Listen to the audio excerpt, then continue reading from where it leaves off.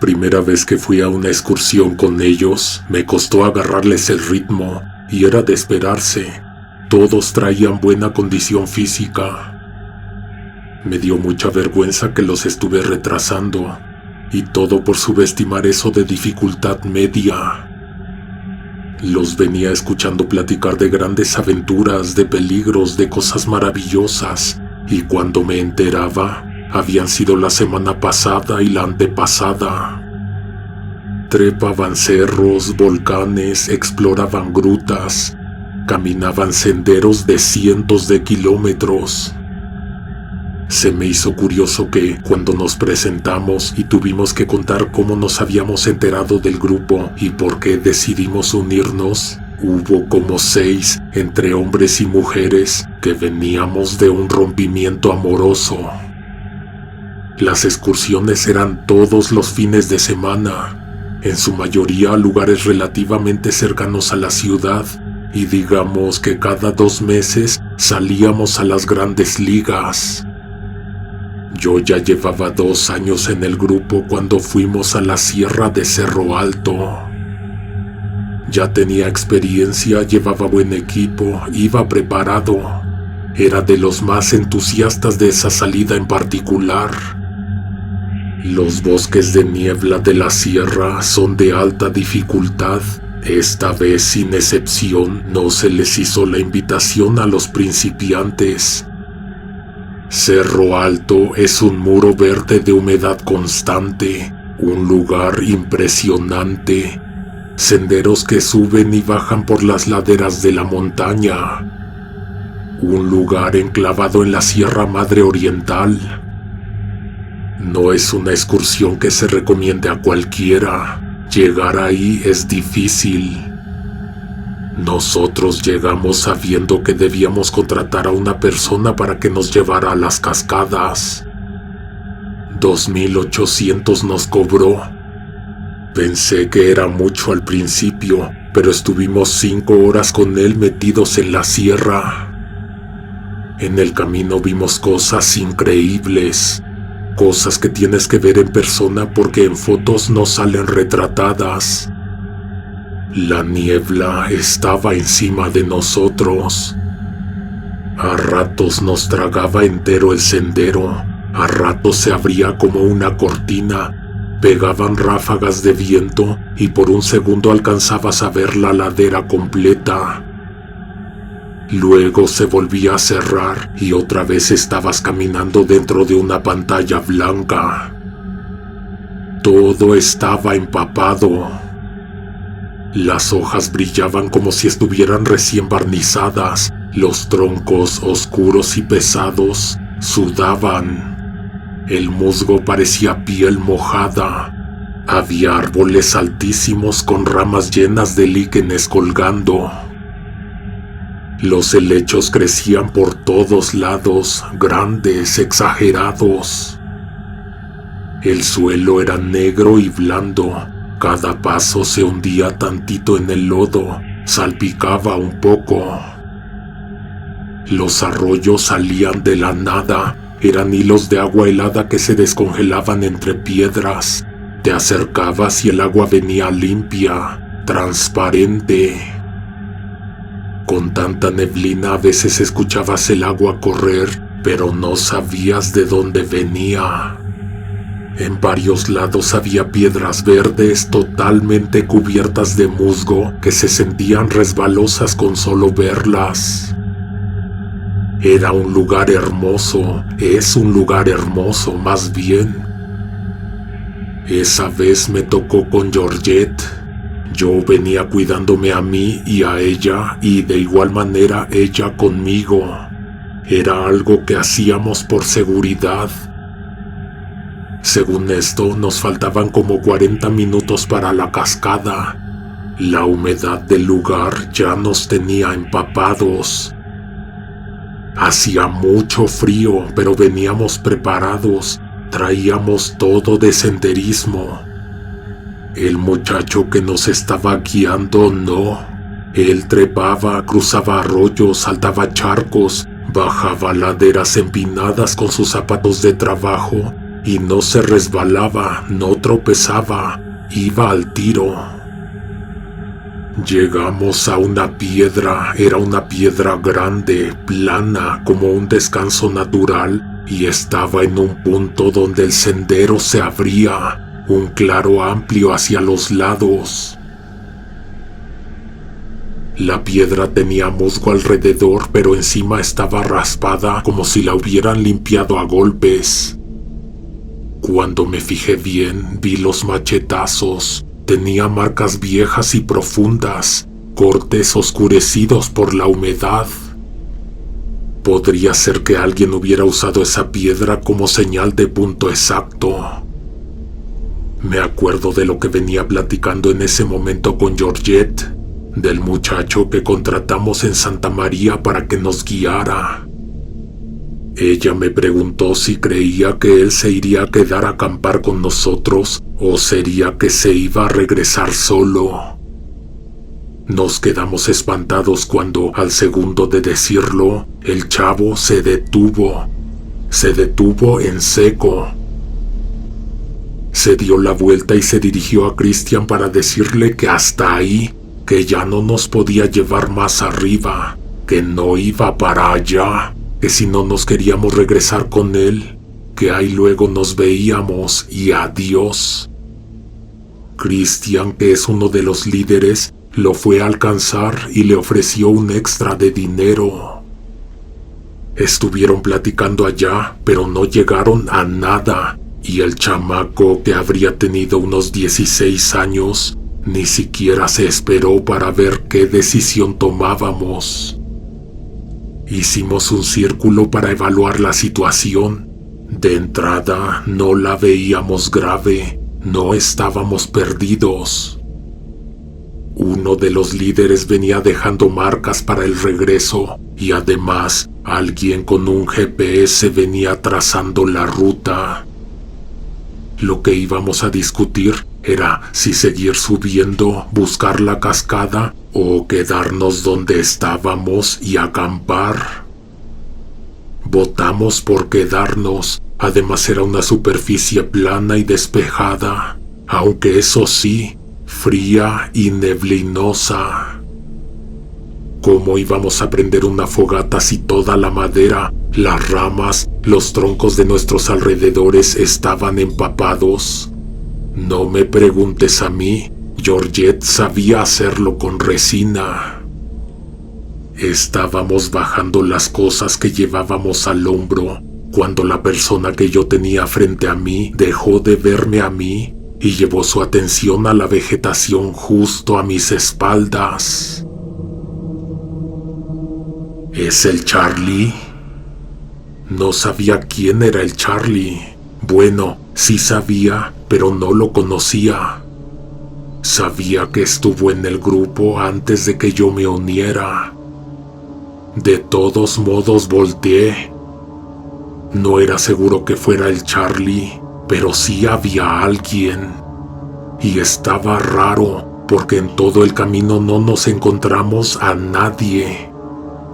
A ver, te dije que era una ruta difícil. Ahora de pronto, qué casualidad que nos topábamos con un tipo que además el resto del grupo ya conocía. Pequeño detalle adicional, alguien que venía solo, completamente solo. La persona saludó desde lejos. No vi si le contestaron el saludo, tampoco vi que lo hayan invitado a acercarse, pero el tipo se aproximó como si fuera su campamento. Yo estaba cerca de Georgette.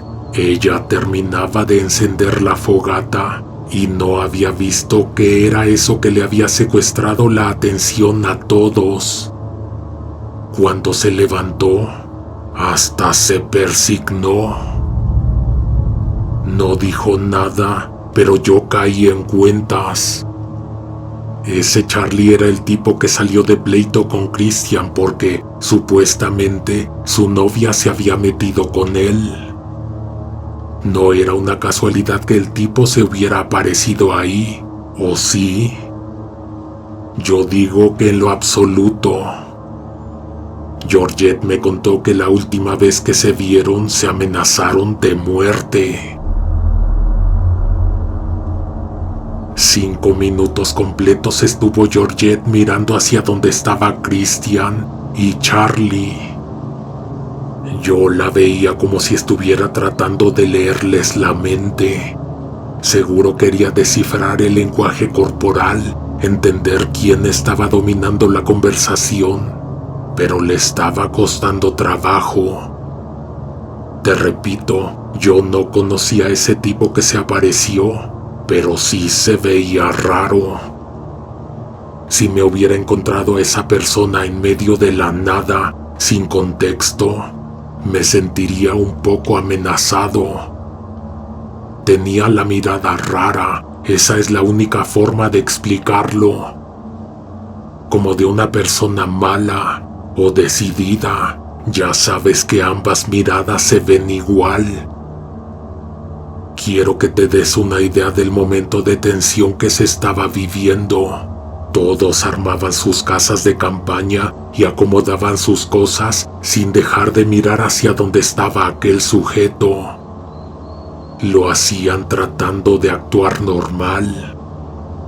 Se escuchaban los cierres de las mochilas, el plástico de las lonas, la cuerda tallando la palma, el chasquido de una estaca entrando en la tierra y a cada rato una pausa.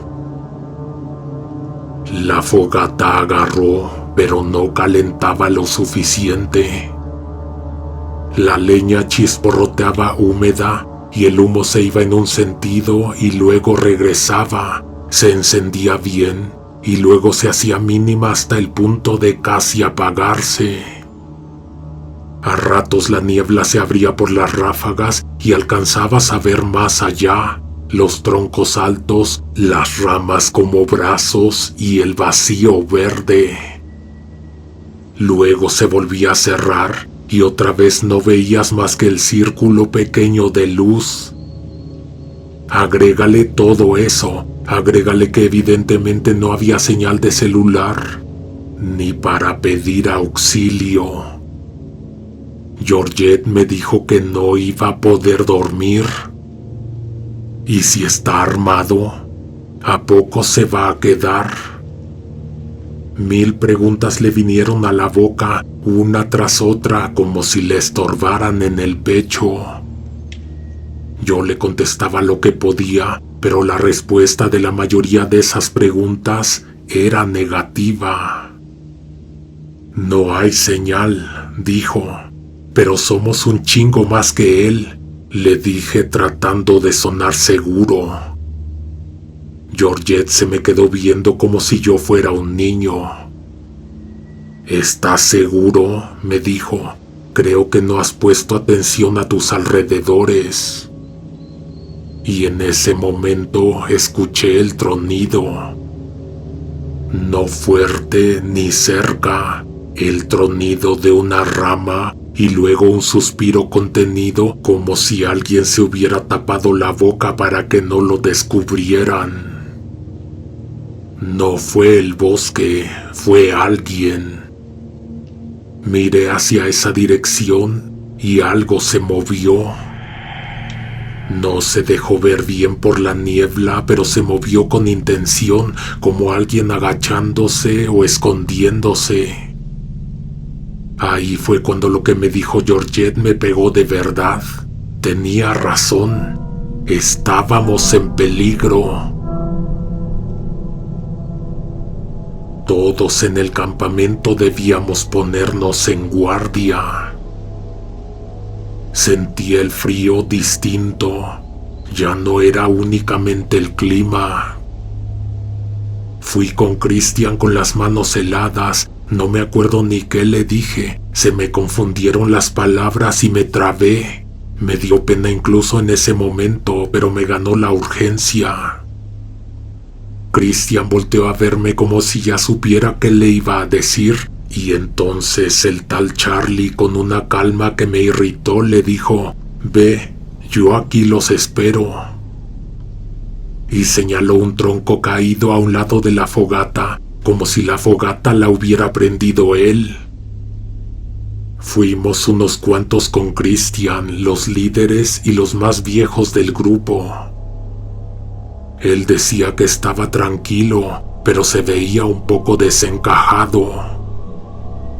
No era miedo como tal, solo estaba sobrepensando igual que todos.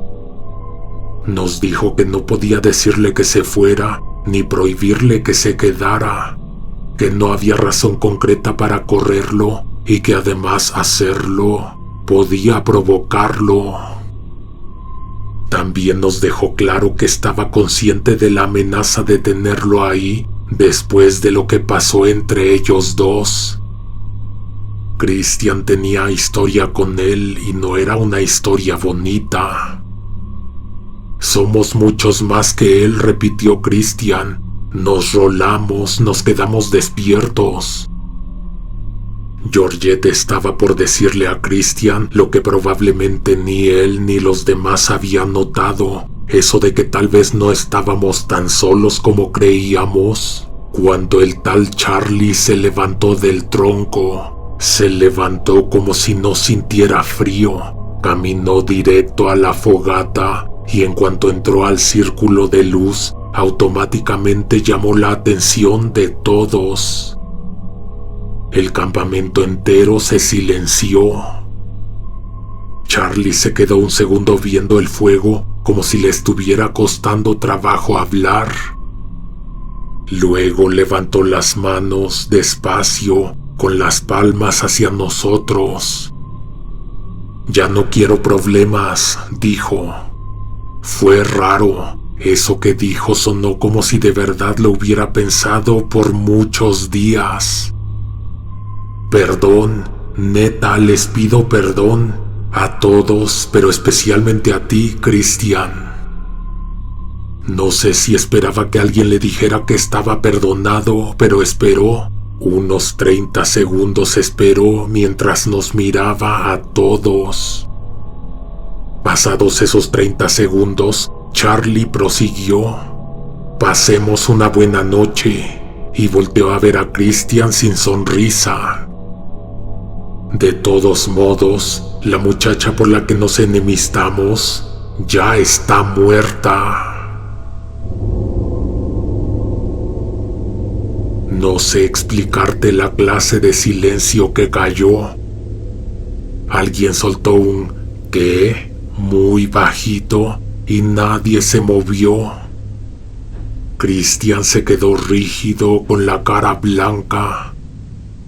A mí se me aflojaron las piernas, sentí que el corazón me hacía presión en la garganta.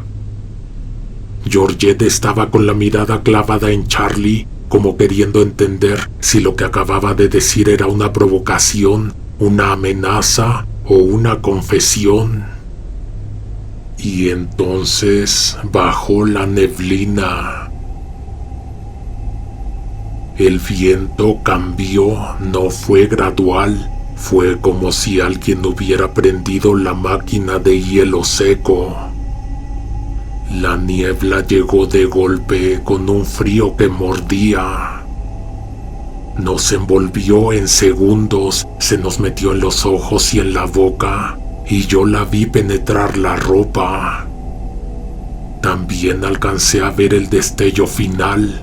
Christian y Charlie moviéndose hacia el borde del campamento, rumbo a la piedra macheteada.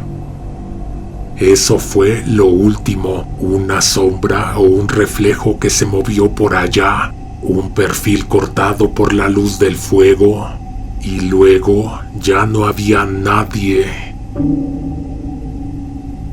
El viento siguió empujando esa pared blanca. La fogata apenas se veía, como la llama de una vela. Nadie se atrevió a moverse, porque con esa niebla dabas mal un paso y te ibas ladera abajo. De ahí sí ya no te encuentra nadie. De pronto, igual que llegó, se fue. La misma ráfaga que trajo la neblina se la llevó. La cortina se abrió y volvieron a aparecer los troncos, los helechos, el humo elevándose. Sin embargo, el lugar en donde estaban Christian y Charlie estaba vacío, como si nunca hubieran estado ahí.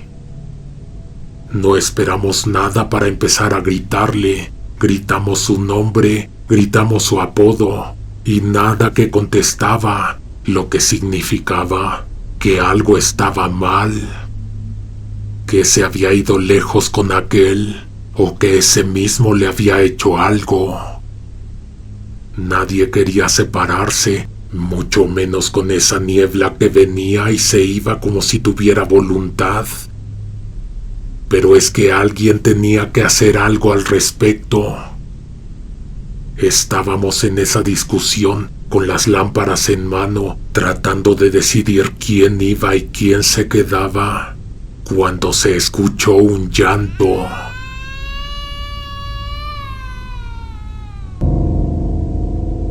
Nos quedamos congelados, un llanto de bebé.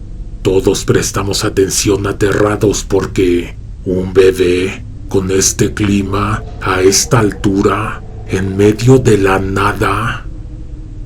De por sí lo de Charlie ya había estado imposible de creer.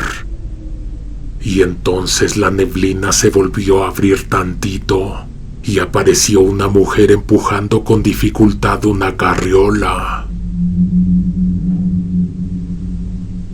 Venía como si nada, como si estuviera en el parque de la plaza, nada más que aquí el parque era una montaña húmeda, helada y oscura. Georgette se tiró de rodillas de golpe. Yo no entendí por qué hasta que la escuché decir con un hilito de voz, «Mamá». La mujer era su mamá y la niña era su hermana. Con una tranquilidad inexplicable, la mujer se acercó a mi compañera. A mí me ignoró por completo, como si yo no existiera. Sacó a la niña de la carriola con cuidado y se la puso a Georgette en los brazos. La niña lloraba con un llanto real de hambre o de frío. Georgette la abrazó. Yo volteé a ver a la esposa de Christian sin saber ni qué cara poner. «Estamos soñando», le dije a Georgette, «o estamos alucinando». Ella ni siquiera parpadeó. «¿Alucinando? Tú no conoces a mi mamá y aquí la tienes, la estás viendo, ¿cierto?». Tragó saliva y dijo algo peor. «¿Estamos en el infierno o en el limbo?». Cuando lo dijo me vino un sentimiento rarísimo, como si ella estuviera diciendo la razón. Decirlo hizo que físicamente mis alrededores cambiaran. Había algo de artificial en lo que nos rodeaba, pero no lograba encontrar exactamente qué. Era como si de repente estuviéramos dentro de una cápsula, en un laboratorio, en un set de película. Como si el bosque de niebla hubiera sido armado alrededor de nosotros. Árboles, sonido, humedad, cielo, todo en su lugar, pero con una falla mínima. Una falla difícil de localizar, pero en cierto sentido muy evidente. Como te digo, era solo una sensación. La brisa helada de la neblina, la luna brillando entre los árboles más altos, el suelo mojado. Todo era real. No era ni un sueño ni una visión colectiva. La niña era real y lloraba en los brazos de mi compañera. Me tuve que alejar porque los chillidos me estaban aturdiendo. Necesitaba un momento de silencio para ponerme a pensar. Primero pensar qué carajos estaba pasando y segundo, ¿Cómo íbamos a salir de ahí? ¿Cómo se le hace para despertar de una pesadilla que realmente no es una pesadilla? Fue en ese momento cuando el llanto cambió. El llanto del bebé empezó a sonar como si estuviera reproduciéndose en un cassette, en unas bocinas. Ya no venían de la niña, o no solamente de la niña. Los estaba escuchando que venían del sur y luego de todas direcciones. De pronto cerca de mí y luego silencio. Volteé, busqué hacia la fogata. Georgette ya no estaba. La carriola sí. Mi compañera, la única persona de la que no me debía separar, ya no estaba. Hice 2 operaciones matemáticas sencillas en mi cabeza. Me mordí a propósito la lengua, me pellizqué, me busqué un tatuaje que tengo en el brazo izquierdo. Todo estaba. Definitivamente no era un sueño. Maldita sea, no puedo despertar. Muy cerca del fuego, pero muy cerca, a un paso de los leños que ardían al rojo vivo, apareció repentinamente un muchacho descalzo. Cuando lo vi bien, noté que estaba pisando las brasas. Las pisaba como si fueran tierra fresca. Frente a él estaba la otra líder, con la boca abierta como privada, incapaz de entender lo que tenía enfrente. Yo no podía adivinar de quién se trataba, qué fantasma de navidades pasadas había venido a visitarla a ella. Me acerqué a la fogata porque sentí frío en los huesos. El fuego ardía, pero ni se movía ni calentaba. Metí la mano, no sentí nada. Solo vi cómo mi piel empezó a burbujear, pero no había sensaciones. Buenas noticias, no siento dolor, estoy soñando, pero ¿cómo puedo despertar? Escuché una tos y luego un breve rechinido. Un sonido metálico mínimo, insignificante. Duró un par de décimas de segundo nada más, pero lo identifiqué. Mi abuela, la silla de ruedas de mi abuela. Ella estaba allá arriba, al final del sendero, seguramente atorada, sin poder avanzar. La podía ver, para nada. El sendero estaba oscuro como boca de lobo, pero cuando se volvió a escuchar la tos, supe que se trataba de ella y fui corriendo, tropezando a ciegas. No tenía lámpara, no tenía siquiera mi celular. Me empezó a dar un ataque de pánico porque de un momento a otro ya todo era oscuridad. Se había apagado la fogata sin avisar. Yo me encontraba perdido en medio de la nada. Pero recuerda, no estaba solo. Allá a unos 10 pasos, eso le calculo, se escuchaba a mi abuela quejarse. Se quejaba como cuando le tenían que cambiar los aparatos. Ella lloraba, gritaba de dolor, y yo iba donde se escuchaban sus quejidos, pero el sonido se movía, como si la arrastraran. No tenía sentido lo que estaba pasando, pero entiéndeme, esa era mi única realidad. No podía sentarme y esperar a que repentinamente pudiera despertar del sueño, porque evidentemente eso no iba a pasar jamás. Abuela, ¿Estoy muerto? Mamá Sarita, ¿estoy muerto? Escuché la silla rechinar y moverse, pero no vi nada. La escuché acercarse entonces, despacio. Y cuando el frío metal me golpeó la pierna, escuché que la anciana me dijo: «No soy tu abuela». Me eché a correr porque fue una voz horrible. No era la voz de una persona, era una voz vieja, sí, pero deformada, como si tuviera tierra atorada en la garganta. De pronto vi luz y corrí para allá. Vi la piedra macheteada, estaba muy bien iluminada. La superé y al superarla vi aparecer de golpe a todos mis compañeros. Estaban igual que yo, sin aliento, sin entender qué acababa de pasar. «Todos entramos en un trance», dijo alguien.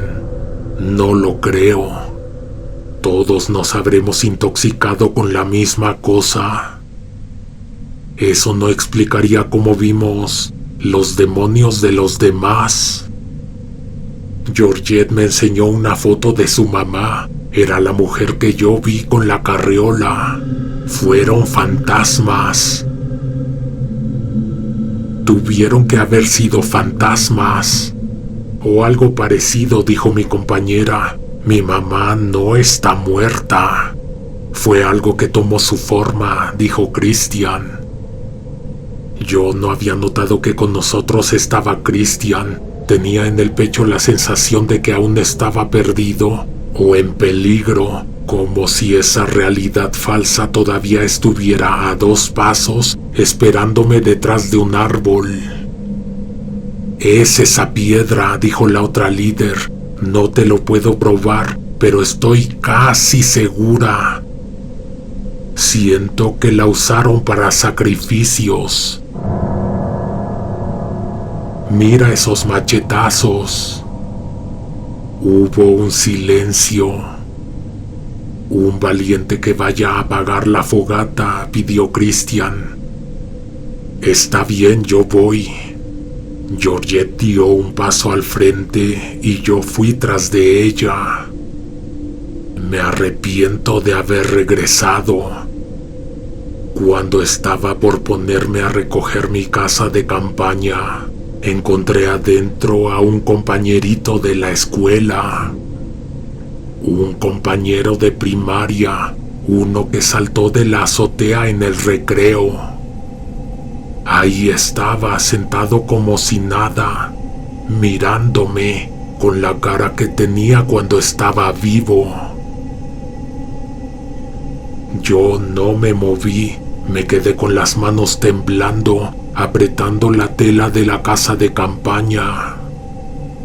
Intentó hablarme, intentó sonreír. Nos trajimos lo más que pudimos, otras cosas las dejamos. Yo no pude permanecer más tiempo ahí. No quise ni voltear a ver el círculo de la fogata, solo quería irme, salir, bajar, dejar atrás el bosque de niebla. Por eso no se quiso quedar el muchacho, el guía. Él sabía, y por qué no nos habrá querido decir. De esa excursión, además de esta horrible vivencia, tengo la cicatriz de una quemadura en la mano. Aparentemente sí metí la mano al fuego, aunque no sentí, no me ardió. Las ampollas florecieron en mi palma horas después. El dolor era muy incómodo, sobre todo cuando nos echamos a andar de regreso. Caminar con frío y con humedad es difícil. Encima de eso, imagínate traer la mano hinchada, tiesa, con la piel levantada y sintiendo un tirón en cada roce. Aquí termina esta historia. Creo que esta vez no hay enseñanza. Después de ese sustito y de que salimos de la sierra y regresamos a la Ciudad de México, nos fuimos a echar una cerveza para el susto. Solo una. Prometimos que íbamos a descansar un solo fin de semana y al próximo nos volveríamos a ver para la siguiente excursión.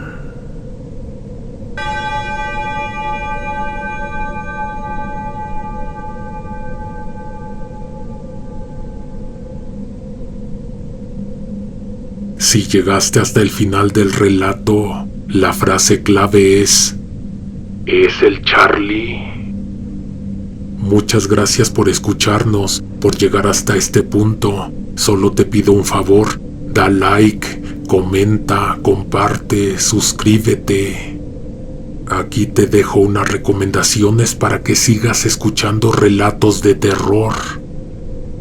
Nos vemos la próxima.